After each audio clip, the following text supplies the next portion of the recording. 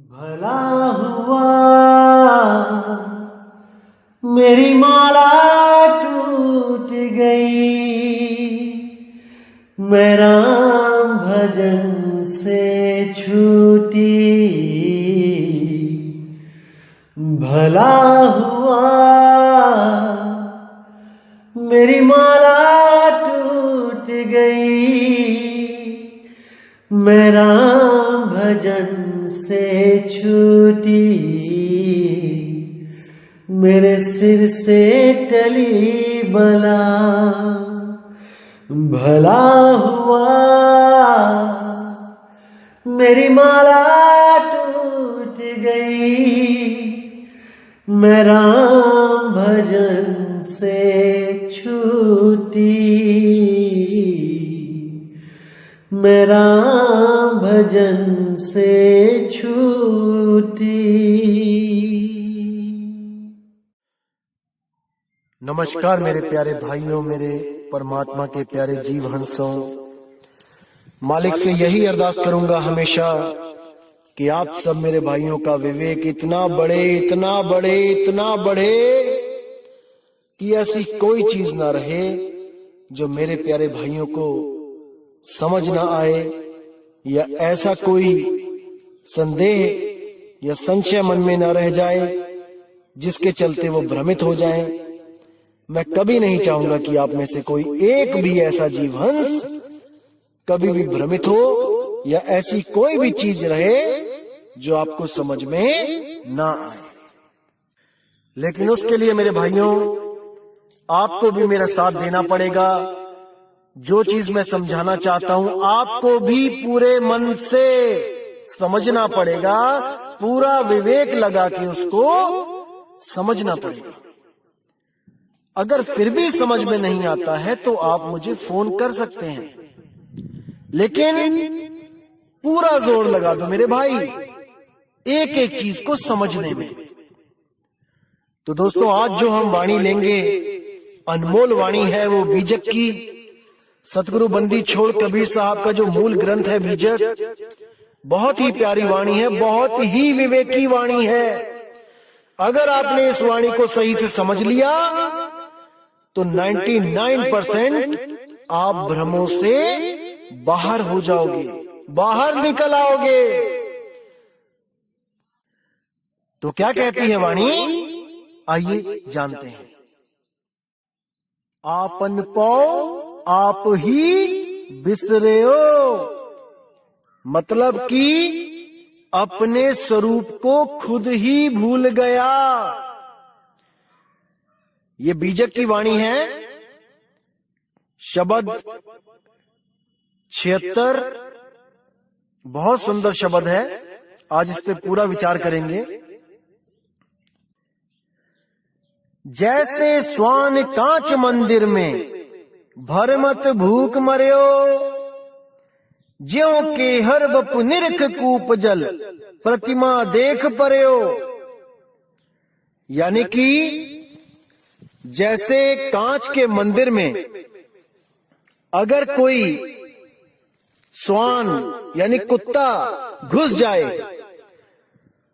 तो वो देखता है कि चारों तरफ जो कांच लगा है उसके अंदर उसकी प्रतिमा दिखाई देने लग जाती है, उसका प्रतिबिंब दिखाई देने लग जाता है, और वो वहां पर सोचता है कि मुझे अन्य कुत्तों ने घेर लिया है और ये मुझे नुकसान पहुंचाएंगे। और वो उन कुत्तों की तरफ देख के, यानी अपने ही प्रतिबिंब की तरफ देख के भौंक भौंक के अपने प्राणों को त्याग देता है। मरता मरता भी भौंकता रहता है, क्योंकि वो अपने निज स्वरूप को नहीं जानता, वो अपने निज स्वरूप को भूल चुका है, भूल चुका है। एक छोटी सी कहानी सुनाता हूं। एक बार एक राजा ने ऐसा ही एक महल बनवाया, शीश महल, जिसमें कांच ही कांच लगे थे। तो राजा को पता था कि कोई भी कुत्ता अगर शीश महल में जाता है तो भौंक भौंक के मर जाता है। तो राजा को एक खेल सूझा। उसने पूरे शहर में ढिंढोरा पिटवा दिया कि भाई जो भी अपने कुत्ते को इस शीश महल में एक रात बिता देगा, उसको मैं अपना आधा राज्य दान में दे दूंगा, इनाम में दे दूंगा। तो बड़े बड़े लोग आए, बड़े बड़े ट्रेंड कुत्ते आए, और जैसे ही उनको छोड़ा गया तो एक रात में क्या हुआ, वो भौंक भौंक के उन्होंने अपने प्राण त्याग दिए। शाम को कुत्ता डाला जाता और सुबह को उसकी लाश निकाली जाती। सब बड़े हैरान परेशान कि भाई इतने प्यारे प्यारे कुत्ते ये काल के मुंह में चले गए, लेकिन कोई भी जीवित वापस बाहर ना आ पाया।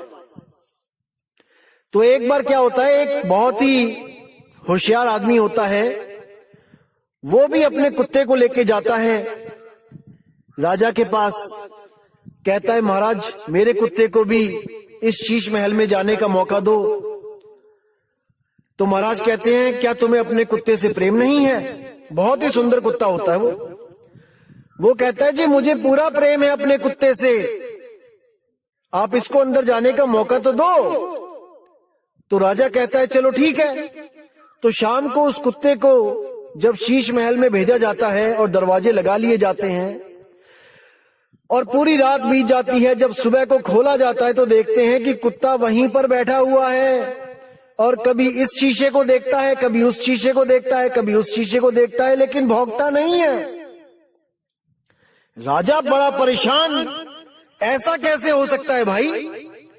अरे सारे शहर के कुत्ते मर गए, लेकिन ये कैसा कुत्ता है भाई, ये क्यों नहीं भौंकता है? तब राजा मजबूरी में उसको आधा राज्य दे देता है, लेकिन उससे पूछता है मुझे ये तो बता दे कि ये भौंका क्यों नहीं? तब उस आदमी ने क्या कहा कि महाराज जी जब भी मैं अपनी दाढ़ी बनाता था तो जो शीशा मैं यूज करता था वही शीशा मैं इस कुत्ते को भी दिखा देता था बार बार। तो जैसे ही मैं यूज करता था वही शीशा उसको भी बार बार दिखाने से उसको भी समझ आ गया कि इसमें जो कुत्ता दिखाई दे रहा है वो मेरा ही प्रतिबिंब है, मेरा ही प्रतिबिंब है, मेरी ही नकल है, ये असल नहीं है। जो दिख रहा है वो नकल है, असल नहीं है। अरे जो दिखे सो माया संतों, इसीलिए साहिब ने बोला जो कुछ भी दिखता है वो दृश्य है और जो उसको देखता है वो दृष्टा है। इसीलिए कुत्ता भी समझ चुका था कि मैं दृष्टा हूं, मुझसे भिन्न कुछ नहीं है, सब भ्रम भूत है, मेरे सिवा कुछ भी सत्य नहीं है। इसलिए वो कांच के मंदिर में बैठकर भी अपने प्रतिबिंब को भली भांति जान रहा था कि वो सब मेरी ही नकल है। लेकिन कुछ लोग जो इस कुत्ते से भी गए गुजरे हैं विवेक बुद्धि में, वो उस प्रकाश को देखकर, वो किसी आकृति को देखकर, वो किसी महलों को देखकर, वो आम के बगीचों को देखकर, सोने की सड़कों को देखकर उनको असल मान बैठते हैं कि वो सब असल है, असली स्वर्ग है, असली सतलोक है, असली अगम अनामी लोक है। अरे मेरे भाई ये सब नकल है। जो दिखे सो माया संतों, रंग बदले बहरूपिया। समझ जाओ, समझ जाओ, समझ जाओ, फिर मौका नहीं मिलेगा मेरे भाई, समझ जाओ। तो कहते हैं जैसे सोन कांच मंदिर में भरमत भूख मर्यो, ज्यों के हर बपू निरख कूप जल प्रतिमा देख पर्यो। जैसे एक शेर की कहानी सुनी थी आपने, वो शेर जब कुएं में अपनी ही प्रतिमा को देखता है और सोचता है कि कोई और शेर आ गया है जो मुझे चैलेंज कर रहा है लड़ने के लिए, तो वो उस कुएं में छलांग मार देता है और अपने प्राणों को खो देता है। केवल इसीलिए क्योंकि वो नहीं समझ पाता कि जो दिखे सो माया। अरे जो प्रतिबिंब दिख रहा है वो मेरा ही छाया है, मेरा ही नकल प्रतिबिंब है, असल तो मैं कुएं से बाहर हूं। नहीं समझ पाता। अब कहते हैं वैसे ही गजफटक शिला में दशनन आन अर्यो, मरकट मूठ स्वाद नहीं बिहुरे, घर घर रटत फिर्यो।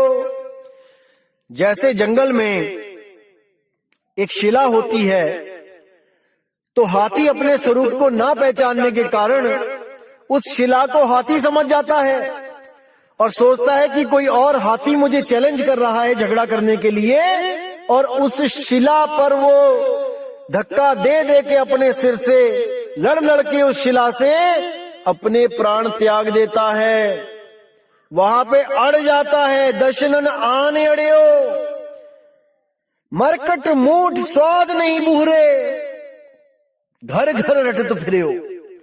जो बंदर पकड़ने वाले जो होते हैं वो क्या करते हैं, कुछ चने लेते हैं, जमीन पे बिखेर देते हैं और वहीं पर एक जमीन में एक सुराही गाड़ देते हैं जिसकी गर्दन बहुत पतली होती है सुराही की, और उसके अंदर भी कुछ चने के दाने फेंक देते हैं। तो बंदर जब ऊपर के चने सब खा लेता है जमीन के और देखता है कि सुराही में क्या है, जब उसको दिखता है कि चने हैं तो वो अपना हाथ डालता है। जब हाथ डालता है तो सीधा डल जाता है, लेकिन जब वो मुट्ठी भर लेता है चने की तब उसका हाथ बाहर नहीं आता, क्योंकि वो मुट्ठी दबोच लेता है, टाइट कर लेता है। चने दबोचता है, मुट्ठी टाइट हो जाती है, वो लॉक लग जाता है, फंस जाता है। अब वो अगर चने छोड़ के हाथ बाहर निकाल ले तो वो आजाद हो सकता है, लेकिन उसको लगता है कि मेरा किसी ने हाथ अंदर पकड़ लिया है, क्योंकि जब मैंने हाथ डाला था तब तो बड़े आराम से डल गया था, अब मैं निकाल रहा हूं तो हाथ निकल नहीं रहा है, मुझे किसी ने पकड़ लिया है। केवल और केवल उस लालच के कारण। अगर वो मुट्ठी खोल दे तो वो बाहर आ सकता है, लेकिन मुट्ठी बंद रखता है क्योंकि चने ना कहीं छूट जाएं। तो एक मुट्ठी चने के कारण वो पूरी उम्र घर घर नाचता है, घर घर नाटक करता रहता है और महादुख पाता है, आजादी को हमेशा के लिए खो देता है। ये केवल और केवल अपने निज स्वरूप को ना जानने के कारण मेरे भाई। तो आगे कहते हैं, कहे कबीर ललनी के सुवना तोहे कवन पकड़ियो। नलनी के सुवना का मतलब क्या है? आपने देखा होगा कि तोता पकड़ने वाला जो शिकारी होता है वो क्या करता है, तोते को पकड़ने के लिए एक खोखली पाइप लेके आता है, जो अंदर से खोखली होती है, उसको एक धागे में बांध देता है। जैसे कपड़ा सुखाने के लिए जो एक तार बंधी होती है, मान के चलो कि उसी में एक पाइप जो खोखली है वो चढ़ा देता है ऊपर, अंदर धागा है, ऊपर पाइप है, और नीचे रख देता है बहुत बड़ा टब पानी से भर के, और उसी पाइप पे बांध देता है मिर्ची। अब तोता जब दूर से देखता है कि मिर्ची बंधी है तो उसको नहीं पता होता है कि ये पाइप है कि ये एक डाल है या एक तार है जिस पे मैं जाके बैठूं। उसको यही लगता है कि एक बैठने के लिए जगह बनी हुई है जिस पे मैंने जाके बैठ जाना है। तो जैसे ही वो वहां पे जाता है, जैसे ही वो पाइप पे बैठता है, वो पाइप क्या होती है, वो घूम जाती है। अब तोता जहां सीधा बैठता है वो उल्टा हो जाता है, और जैसे ही उल्टा होता है एकदम उसकी नजर नीचे पड़े, पानी पे पड़ती है और वो डर जाता है। डर के मारे उसके जो पैर होते हैं अपने आप टाइट हो जाते हैं, कस के पकड़ लेता है।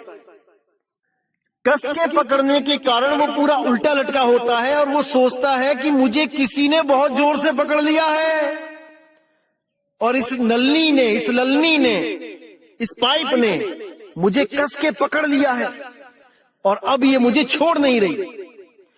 इसी भ्रम में वो लटका रह जाता है और शिकारी आके उसको दबोच लेता है। अगर वो ये भ्रम निकाल दे कि इसने मुझे पकड़ा हुआ है और इस ज्ञान में आ जाए कि मैंने पकड़ा है इसको, मैं छोड़ के इसको उड़ सकता हूं।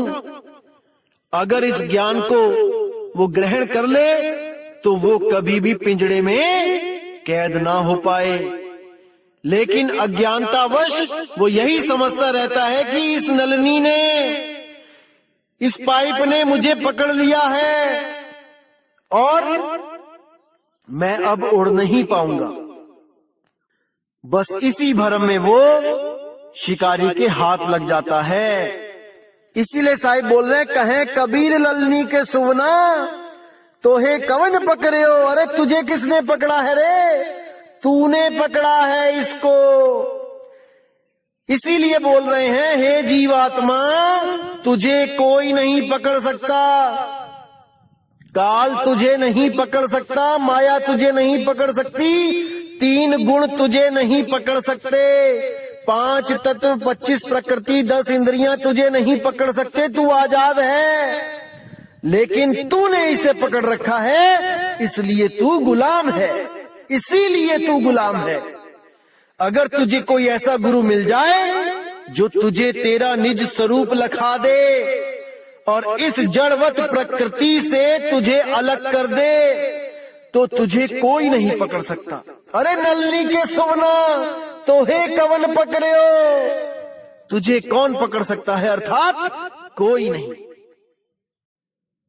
अरे ये धरती हांडी भई, ढकना भयो आकाश, 3 लोक ईंधन भया, जीव को कहा निकास।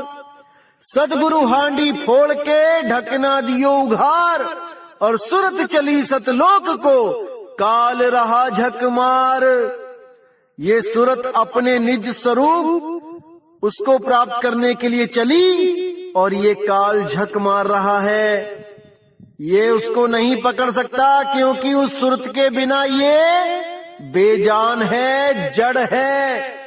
केवल उस सुरती की वजह से ये तन और मन चलायमान है, ये जीवित हैं। जैसे आप कार चलाते हो, कार जड़ है, आप चेतन हो, आपके द्वारा कार चलाई जाती है, आपके बिना कार नहीं चल सकती। समझो इसको, आप हो जो इसको चला रहे हो। इसी तरह तन और मन आपको नहीं पकड़ सकते, क्योंकि आपके बिना ये मुर्दा है, मुर्दा। लेकिन आपकी शक्ति से ये जीवित होके इस 3 लोक को बसा के बैठे हैं। 3 लोक में इनका राज है, आपको गुप्त कर दिया गया है, ये प्रगट है, और आप उस गुप्त रूप को, उस गुप्त नाम को, उस निज नाम को नहीं जान पा रहे। इसीलिए बंदी छोड़ को यहाँ पर आप जैसी देह बना के आना पड़ता है, देह धारण करके आना पड़ता है। वो देहधारी नहीं है कि उसकी कोई अपनी देह है, वो देह धारण करके आता है। जैसे राजा किसी लड़ाई में जाए तो अस्त्र शस्त्र धारण करके जाता है।